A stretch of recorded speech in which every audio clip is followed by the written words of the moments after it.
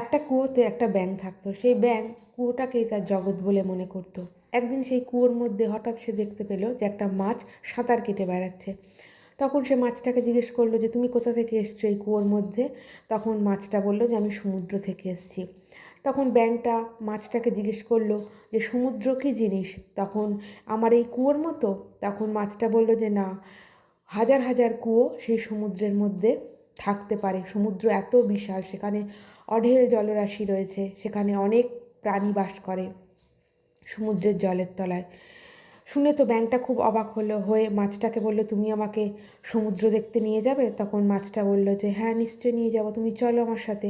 তখন মাছটা ব্যাঙটাকে তার পিঠে বসিয়ে সমুদ্র দেখতে নিয়ে গেল। ব্যাঙ তো সমুদ্র দেখে অবাক হয়ে গেল, এত বিশাল জলরাশি, সে সমুদ্রের মধ্যে খেলা করলো, খুব আনন্দ পেল সে। তখন সে মাছকে বলল যে, তোমার জন্য আমি এত বড় সমুদ্রের দর্শন আজকে পেলাম। তুমি যদি আমার জীবনে না আসতে, তাহলে আমি জানতেই পারতাম না যে এত বিশাল জলরাশি এই পৃথিবীতে আছে। ওই কুয়োর মধ্যেই আমি সারা জীবন আটকে পড়ে থাকতাম।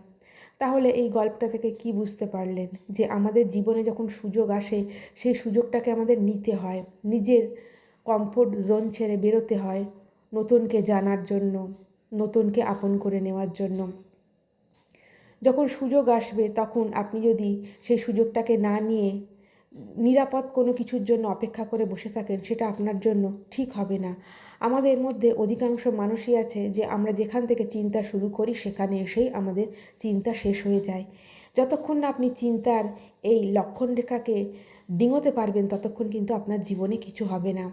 বাঁধা ধরা একঘেয়ের মধ্যে যদি আপনি থেকে যান, তাহলে আপনি জীবনে কখনোই অনন্যসাধারণ হতে পারবেন না, আর পাঁচজনের মতো হয়েই থেকে যাবেন। তাই জীবনে যখনই সুযোগ আসবে, সেই সুযোগটাকে অবশ্যই কাজে লাগানো উচিত। সেই সুযোগটা কেউ কি বলতে পারে যে আপনাকে কোন উচ্চতায় নিয়ে গিয়ে পৌঁছে দেবে? জীবনে তো কোনো না কোনো সময় ঝুঁকি নিতেই হয়, আর সেই ঝুঁকিটা যদি নিজের ভালোর জন্য হয়, তাহলে সেটা অবশ্যই নেওয়া উচিত।